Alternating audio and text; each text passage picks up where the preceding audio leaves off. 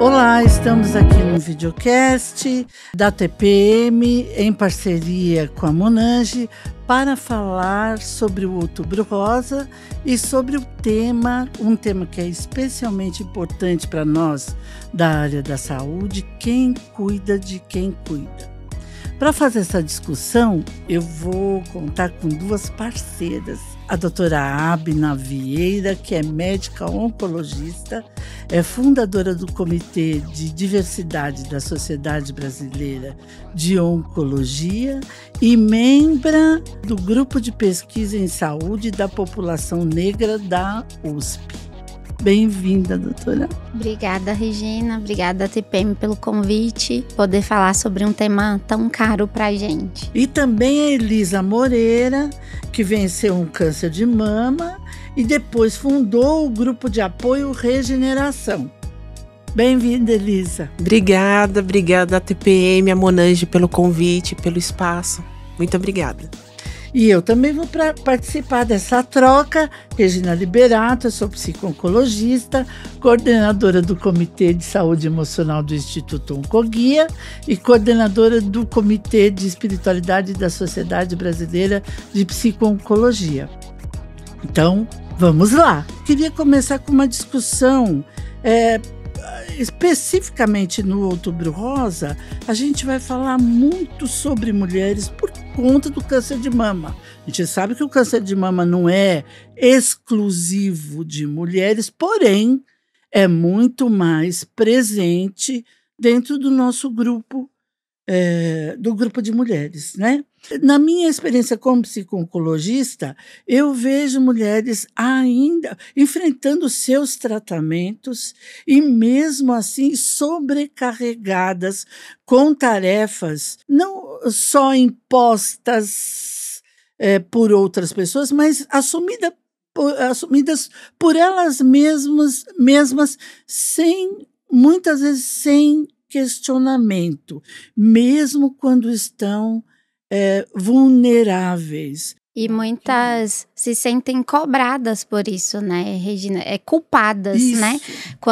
Mesmo quando se permitem serem cuidadas, quando estão fazendo algum tratamento que tem potenciais efeitos adversos, né? Igual a gente sabe, muitas vão fazer a sessão ou de quimio ou radioterapia e ficam o tempo todo ou no celular ou se cobrando porque não conseguiu deixar a criança na creche ou pegar a criança da creche, né? Eu sou mãe solteira, então toda a responsabilidade, 100%, é comigo. Então, acordar o filho, levar até a escola, até durante o tratamento, hoje eu vejo que eu não me permiti ser cuidada. Eu não quis parar em nenhum momento.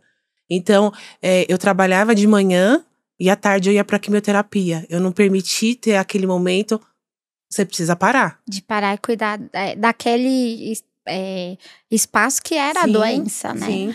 Eu até tava vendo um vídeo seu que eu achei uma fala que é muito impactante, que é quando você teve o diagnóstico que a médica falou do câncer, da neoplasia, e você estava com a sua mãe, Sim. com amigas, e que sua mãe começou a chorar e você foi consolar sua mãe. Uhum. Então, assim, tá sempre consolando alguém, mas você é a paciente, Sim. Né? Então, não se permitir ser cuidada e que aquele é seu momento de vulnerabilidade, né? Uma época, eu ia participar de um congresso X e estava conversando com alguém que era o ministro da Saúde da época, ia participar do mesmo congresso e ele estava numa das mesas que a gente ia discutir prevenção. Ele comentando disse assim, você sabe, o autoexame da mama está tendo um resultado diferente do que a gente imaginava. Por quê? Porque as mulheres faziam o autoexame de mama e se não achassem nada, diziam que estava tudo bem, era melhor não ir no médico, então, porque já resolveu o problema ali. E na verdade, o autoexame de mama era um dos componentes de um processo de prevenção. Tem um indicador em saúde da OMS que é justamente isso, que é a autoavaliação em saúde.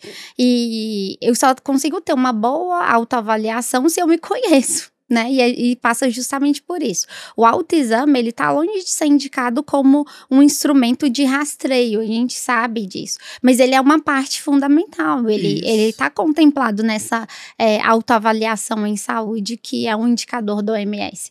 E tem alguns dados que mostram que a população negra, por exemplo, tem uma pior autoavaliação em saúde do que a população branca, que as mulheres têm uma pior autoavaliação em saúde do que os homens. Quem nunca teve uma dorzinha nas costas e ficou deixando, uma dor de cabeça e ficou deixando, né? Você se acostuma com aquilo, mas você tem a casa para cuidar, você tem um filho para levar na creche, você tem o seu trabalho, e aí a dor de cabeça vai deixando, a dor na coluna vai ficando, né? E às vezes, quando vai ter algum diagnóstico, caso venha a ter alguma doença, às vezes é um diagnóstico tardio, por falta de acesso também à saúde, né, doutora? Que a gente sabe que a população negra, infelizmente, sofre muito com o acesso à saúde no nosso país. Infelizmente, a gente tem poucos estudos nacionais, né? Por isso até que existe o nosso grupo de pesquisa para a gente conseguir documentar isso e ter nossos dados para, a partir disso, fazer política voltada para essa população. Mas a gente tem dados de fora que mostram que, ainda que a mulher ou o paciente negro, eles tenham uma autoavaliação em saúde pior, mas mesmo assim, quando eles têm um sintoma, quando eles notam um nódulo ou tem alguma dor, alguma queixa, eles são menos valorizados, né? Tem suas queixas menos valorizadas no sistema de saúde. Igual eu passei pelo que eu passei, tive ótimos médicos, eu tive acesso, mas eu sei que muita gente não tem. Eu poderia muito bem, eu já tô bem, tudo bem, mas eu não quis, eu quero que outras pessoas tenham acesso à saúde tão boa quanto eu tive.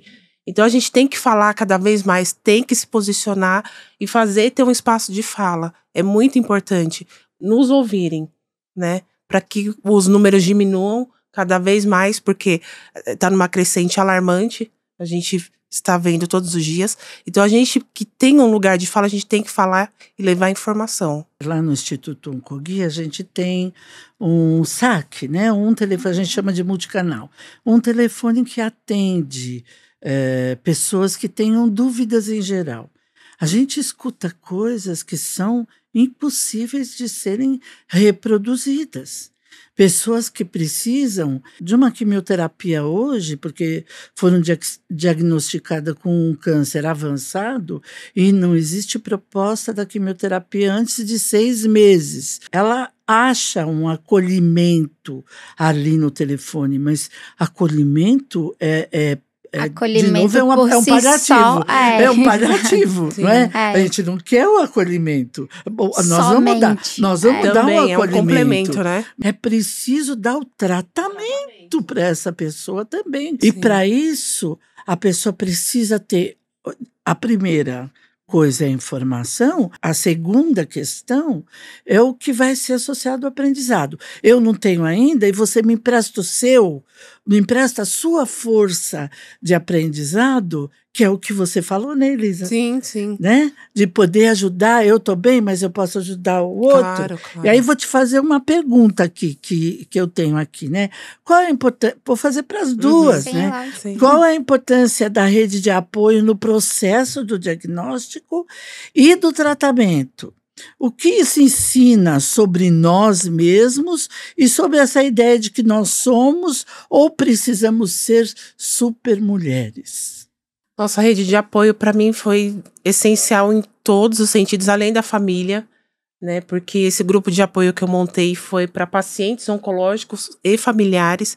Então, às vezes, muitas coisas que eu não queria compartilhar com a minha família, por não entender, claro, a dor do tratamento, eu compartilhava no grupo.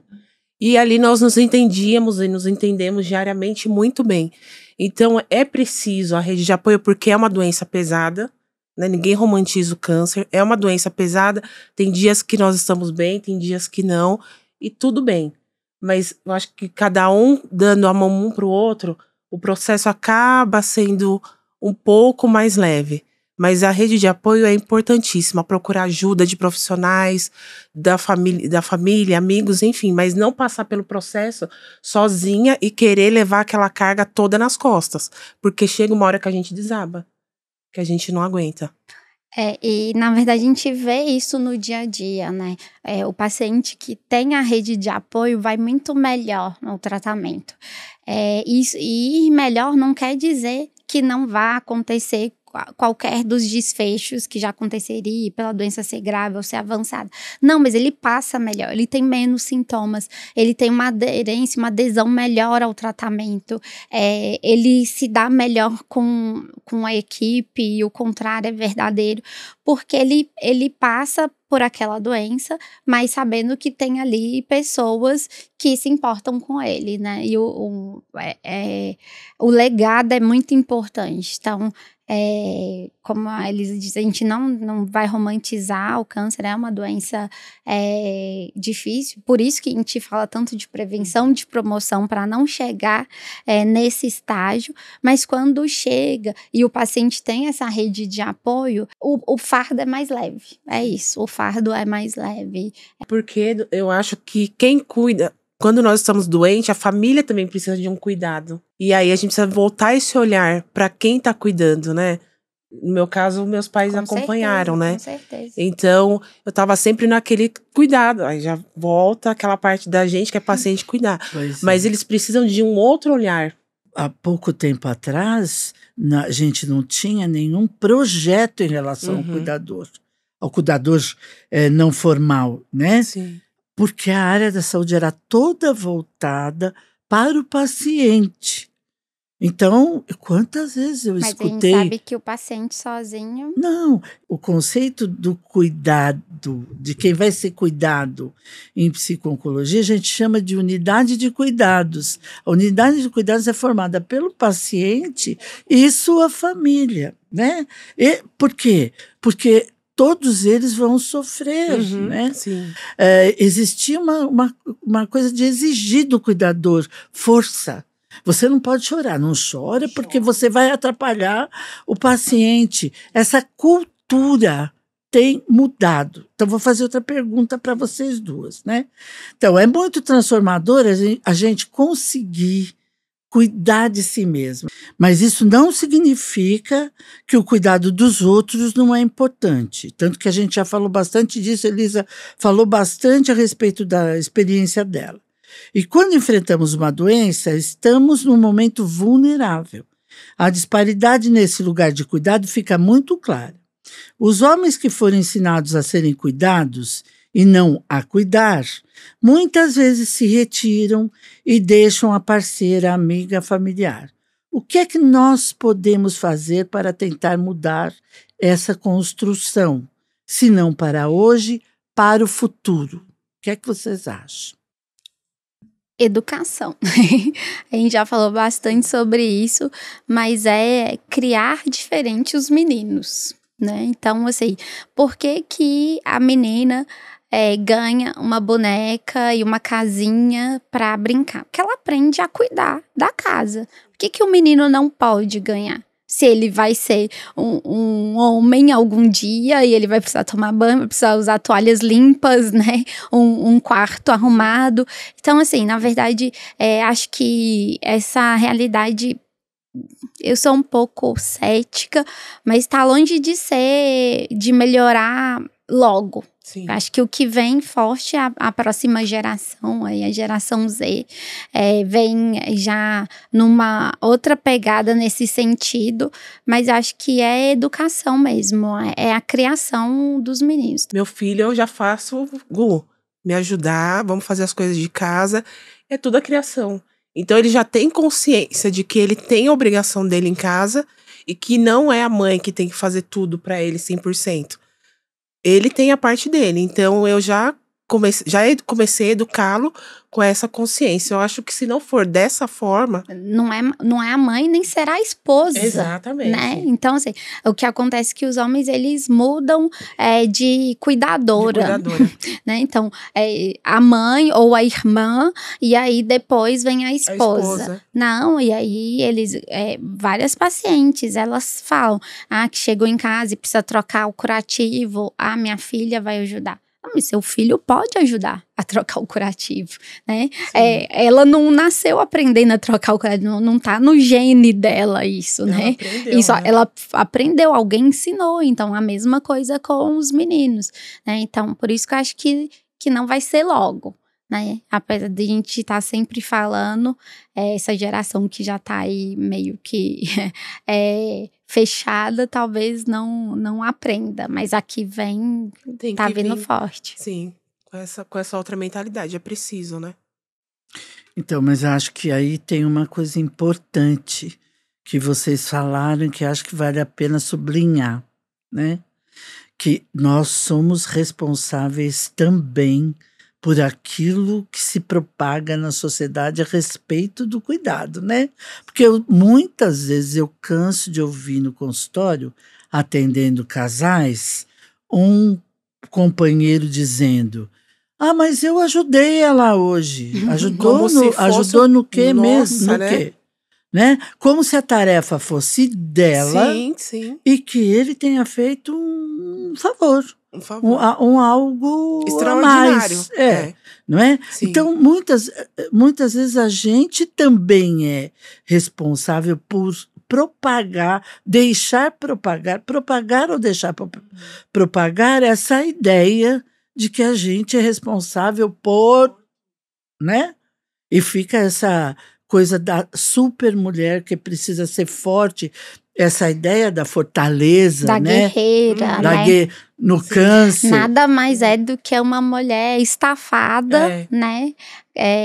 Cansada, fadigada e que tenta dar conta de tudo e que não vai dar conta de tudo, porque não somos guerreiros, somos seres humanos. E a sociedade inteira precisa estar junto, né, daquilo. Então, isso que você falou de deixar de reproduzir os pensamentos, né, reproduzir os preconceitos e tudo. Especificamente para esse dado do cuidado, eu não sei, mas que meu viés é de viés racial, mas tem vários dados da educação médica mesmo, a Associação Médica Americana, que estuda bastante isso, falando que o ambiente que propaga preconceitos, quando você é neutro em situações de preconceito, você não só propaga, quando você estimula aquilo. Então, a gente tem que ser ativo nessas questões. Elisa, como a experiência de enfrentar o câncer transformou a sua relação com o seu próprio corpo e a rotina do seu autocuidado? Como isso impactou a jornada de cura e com a vida? E o que vocês duas aprenderam com essa trajetória, tanto dos pacientes como a sua trajetória, não só a sua, mas do grupo que você acompanha também, né? E gostariam que as mulheres que estão nos ouvindo soubessem. Olha, eu falo que vem como uma lição, obviamente. Eu estava num período pós-pandemia e trabalhando direto. E eu me deixei muito de lado, até porque a gente estava sem acesso a fazer exames por conta da pandemia, mas eu me deixei de lado de uma forma que eu nunca tinha me deixado. E eu estava colocando o trabalho só em primeiro lugar. Eu começava a trabalhar às 8, parava às 9, 10 horas da noite. E aí foi quando o câncer veio e eu falei, ou eu me cuido agora com relação a exercício físico, que eu não era assídua a exercício físico, alimentação, eu não parava para comer. A minha hora de almoço, eu pegava o prato na frente do computador e era ali que eu fazia minhas refeições. Então eu falei, não, tive uma doença que quase tira a minha vida, então agora é o momento de eu me cuidar. E aí eu passei todo o processo do câncer, né, que a gente sabe que não é fácil. Um dos processos mais difíceis, doutora, para mim também foi a queda do cabelo. Por mais que as pessoas falem, o cabelo cresce, mas é muito difícil você passar pelo processo. Né? E a gente sabe que o cabelo crespo cresce muito mais devagar. Muito. Né? Então, é uma questão que as pessoas não levam em consideração, assim. A gente deixar o nosso cabelo crescer, desenvolver e chegar naquele ponto que a gente gostaria que ele tivesse. Sim. E ouvir que ele vai cair, não que seja pior a experiência, mas essa nuance não é levada em consideração, né? Até existem artifícios, toucas que podem ser usadas para tentar preservar o cabelo, em alguns casos, mas essas toucas não foram feitas para cabelos crespos. Eu usei em 3 sessões. Não deu certo. Não deu. Não. Chegou na 3ª sessão, eu chorava de tanta E deve dor. ter sido isso que eu ia perguntar. Deve ter sido uma experiência muito traumática, porque é doloroso o processo. Muito. Você tem que chegar antes nas sessões, você tem que sair depois. Você tem aquela sensação de enxaqueca o tempo todo, e é uma coisa que não foi feita pro cabelo crespo, né? E aí, doutora, teve até um dos episódios de manhã que elas falavam, você tem que pentear o cabelo de manhã, como o cabelo enrolado. E vim com o cabelo penteado e já lavado pra gente poder fazer a crioterapia. Teve um dia que não teve condições, minha mãe teve com a tesoura cortar, porque o pente não saía de jeito nenhum. Então, foi um processo pra mim muito difícil, que eu relutei muito, por conta da vergonha, né? Como que eu vou sair na rua careca? Então, é todo um processo. Então, hoje eu falo, cuidado ao falar pra pessoa, o cabelo cresce. Porque é uma dor muito grande. Não, ele cresce até chegar a esse pedaço, a gente tem que atravessar o deserto. E aí, como é que a gente atravessa o deserto, né? Essas falas vazias, que a gente tem vários posts dizendo o que não se deve falar. Se você não sabe o que falar, não fala nada. A companhia... o Rubem Alves tem um texto que chama Escutatória. Esse texto é valioso. Você escuta. Escuta, que é um melhor presente. A escuta é o melhor presente que você pode dar para alguém. É o seu tempo ao lado de alguém, deixando que ela possa se manifestar, né? E se você quiser cuidar de alguém, não imagina que você saiba o que é bom para a pessoa. Pergunte. Como é que eu posso te ajudar? O que eu posso fazer por você? E não dizer uma palavra vazia. É uma doença estigmatizante. Sim. Que tem um peso, que, óbvio, você recebe um diagnóstico que passa na sua mente. Eu não quero morrer. É exatamente isso que eu pensei. É isso que uma você denúncia pensa. Pública, né? Porque assim, a alopécia, ela implica numa outra dimensão, que é a dimensão social. Que é as pessoas saberem o que você está passando. Por estudos, as pessoas temem mais a queda do cabelo do que a retirada da mama. Por quê? Porque a retirada da mama eu posso conservar na minha privacidade ainda. Você pode não ver. Eu posso usar estratégias que façam com que você não perceba. Mas o cabelo não tem como. Nem o lenço. E com a queda do cabelo, vem os olhares de piedade. Né? É isso. Porque aí é exatamente isso que a Regina falou. A queda do cabelo expõe para a sociedade aquele momento de vulnerabilidade que você está passando. E aí você pode estar numa fase super boa, dando tudo certo no tratamento, tolerando bem, que você chega nos lugares e as pessoas, nossa... Coitadinha. Você sabe que quando eu tive câncer em 2006, eu me separei em fevereiro de 2006, uma separação conturbada. Em junho de 2006 eu tive meu diagnóstico de câncer de mama. E o que eu falo que foi uma benção o câncer na minha vida, porque ele me pôs na reta da sobrevivência. E disse assim, agora você vê o que é mais importante para você. E o médico me deu 1 ano de vida, o diagnóstico era péssimo. Então, ou eu ficava lamentando coisas que eram difíceis para mim, ou eu ia atrás de tentar sobreviver e buscar a minha sobrevivência.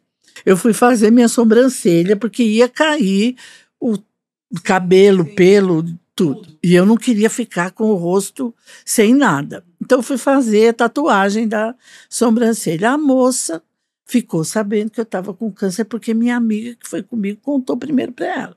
A moça sentou para fazer minha sobrancelha e começou a chorar. Aí eu falei, Jesus... Bom, chegou uma hora que eu falei, chega, para. Por que você está chorando? Aí ela disse assim, não quero falar. Não, por que você está chorando? Não é porque a sua amiga me contou que você está com câncer, que você só tem 1 ano de vida. Falei, então me dê um presente, me faça uma bela sobrancelha, que eu estou louca para ter uma sobrancelha boa no rosto, não é? Então, a pessoa já olha para você, e eu não tinha, naquele dia especificamente, tinha nada que pudesse causar pena ou compaixão no outro. Ela nem sabia da minha história. A minha amiga fofoqueira que contou, que acabou contando para ela, não é? Então, essa coisa de você achar que vulnerabilidade é algo que precisa ser acolhido, preservado, pranteado. A vulnerabilidade pode ser uma força também. Com certeza. Né? Isso é uma coisa que eu aprendo bastante com meus pacientes, assim, que as pessoas sempre perguntam, mas oncologia não é pesado, por que você escolheu essa área e tudo? Sim, é pesado, né? Como outras áreas na medicina, ou outras áreas fora da medicina também.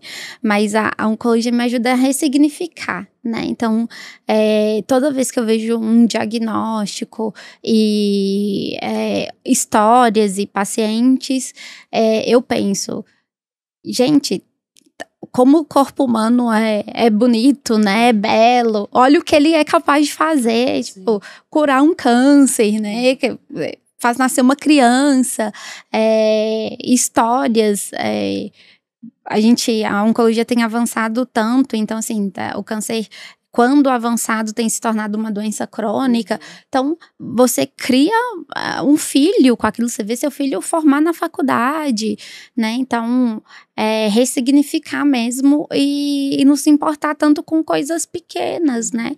Uma gordurinha ali, a gente mulher, né? Ou um cabelo, um cacho que não tá no perfeito, né? Ou aí tá envelhecendo uma ruga. E aí você se depara com... Não, você trabalhava de 8 a 8 e seu corpo tava lá, firme, né? Dando conta de tudo. Então, ressignificar isso é muito importante, assim. E eu falo que a época que eu mais comecei a me amar foi agora. Agora eu falo, eu tô em primeiro lugar, que é o que a minha médica falou. Ela falou, Elisa, você passou na porta da morte. Agora o primeiro lugar sempre é você. Depois os outros. E realmente a gente acaba, né, se valorizando muito mais. Eu acho bom que a gente possa ter discutido hoje o autocuidado, discriminando do egocentrismo, ou do egoísmo, ou do narcisismo, né? Essa acusação sempre compulsória para quando a gente defende o cuidado consigo mesmo, né? Até porque são conceitos bastante diferentes mesmo, e um deles, que é o autocuidado, vai fazer uma diferença muito grande na vida da gente em relação ao que é saúde, né? Porque até a definição de saúde hoje em dia não é a gente viver sem sintomas, né? É a forma como a gente lida com as vicissitudes que a vida nos manda, né? E se a gente aprender sobre a gente vai lidar melhor com as vicissitudes que nos surge, né? Pegam Nos nos pegam no meio do caminho, não é? No meio Sim. da jornada da vida, né? O acesso à informação, à saúde e o autocuidado deveria ser para todas, mas sabemos que isso não é uma realidade.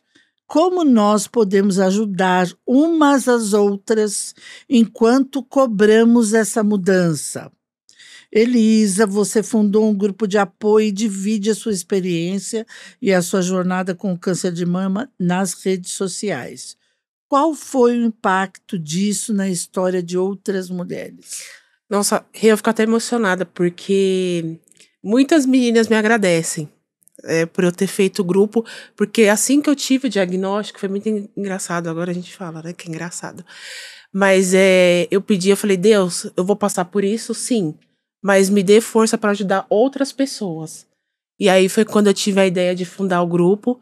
E aí vieram muitas meninas me procurarem e me procuram até hoje, porque o grupo vem crescendo cada vez mais. E ali a gente dá força uma para outra. Quando uma não tá bem, a outra, né, consegue apoiar a outra. Então a gente tem uma troca muito bonita, muito genuína. E é o que me faz continuar, porque tem momentos que eu fico pensando, nossa, mas eu vou ficar falando sobre isso que eu passei por quanto tempo? E aí eu vejo que quando as meninas me agradecem por esse grupo e por essa irmandade, que a gente acaba sendo uma família. Eu falo, não, meu propósito é esse, eu vou continuar. Então, foi nesse momento que eu tive o diagnóstico, eu já pensei em fundar um grupo de apoio. E até a representatividade, né, Elisa? Também. Porque a gente sabe que a disparidade que a gente vive no nosso país. Então, nós somos a maioria da população, numericamente falando, né? 56% da população, os negros, pretos e pardos. E a gente não tá nesses lugares, né? A gente não tá nos lugares de fala. A gente não tem pacientes...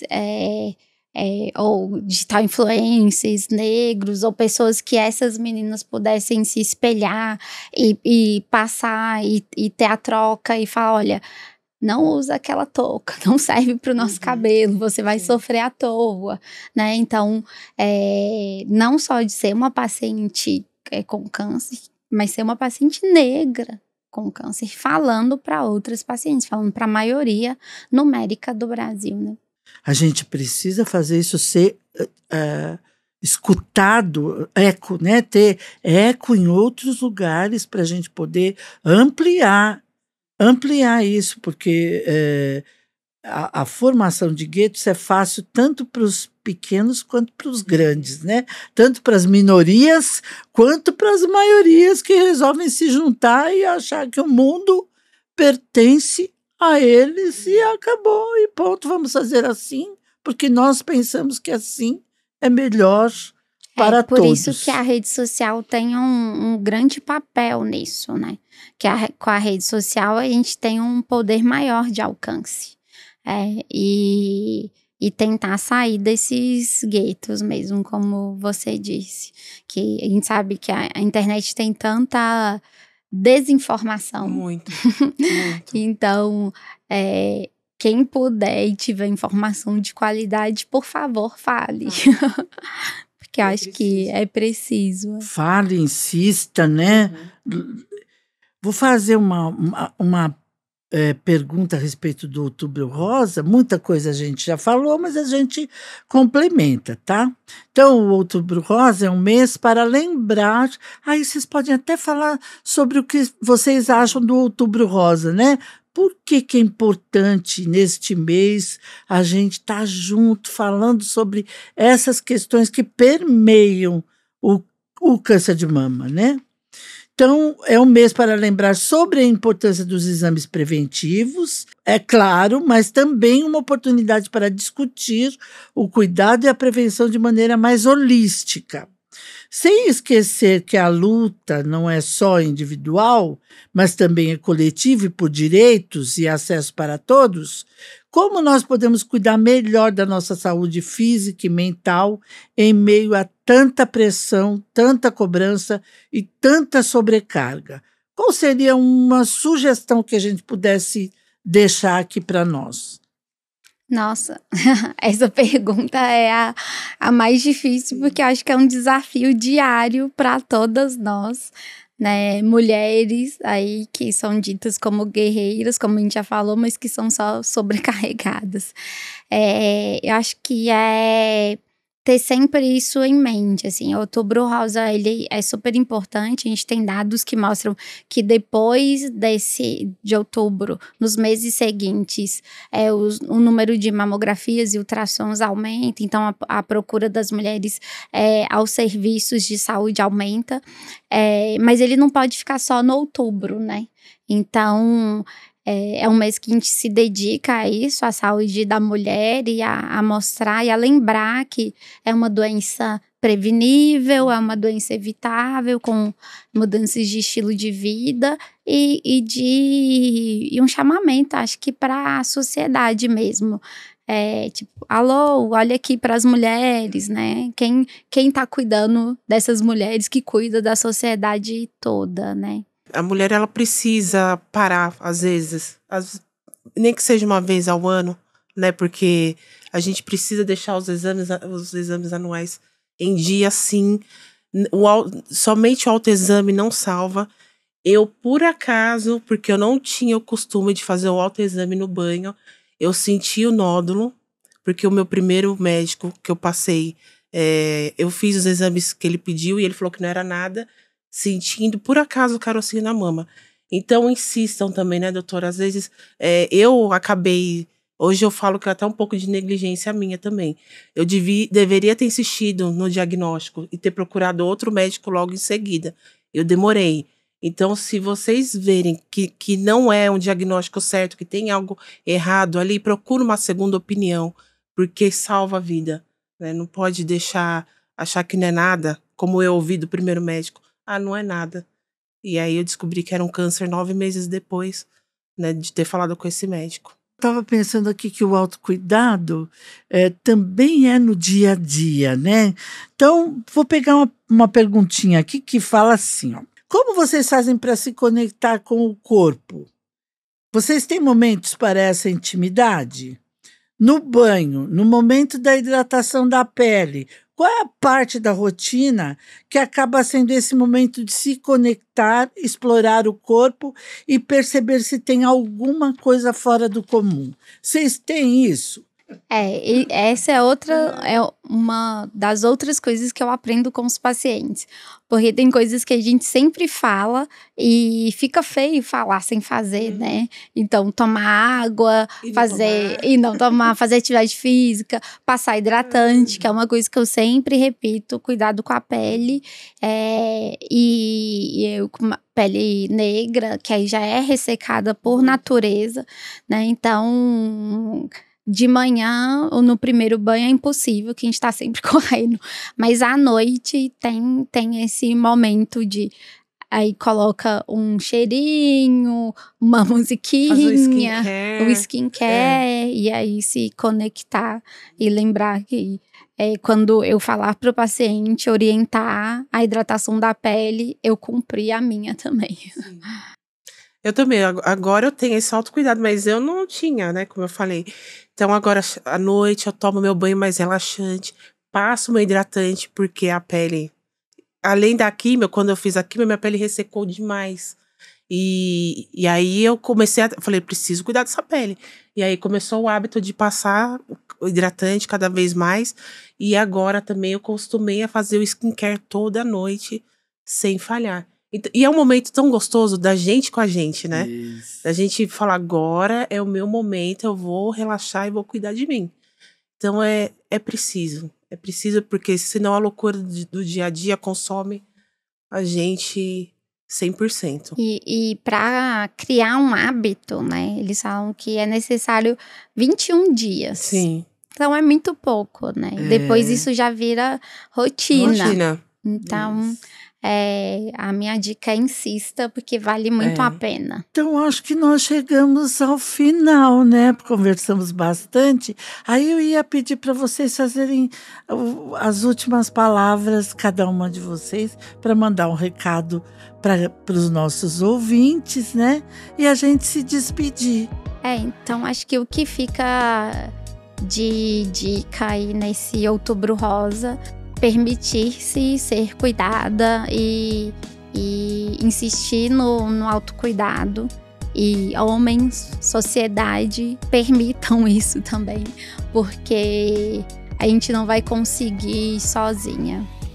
E o meu recado é o mesmo da doutora: se cuidem, se amem em primeiro lugar, sejam suas prioridades, maior de todas, porque você cuidando de você, você vai conseguir tanta coisa boa e cuidar automaticamente de outras pessoas, mas tenham em mente vocês em primeiro lugar.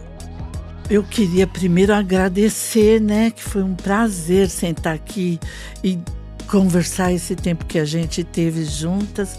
E aí vocês me fizeram pensar que às vezes cuidar só da alimentação do corpo não é o suficiente, né? Cuidar também da alimentação da alma é bom, né? Então, sentar com alguém de uma maneira agradável, trocar nossas impressões, a gente fica melhor, não é? Então, nós falamos de conceitos que são tão importantes hoje, de poder amar a si mesmo, de poder considerar a nossa necessidade de ser vista, de ser ouvida por nós mesmos, né? E investir nisso como um processo de saúde. Então, nós ficamos por aqui. Muito obrigado pela audiência de vocês e até mais.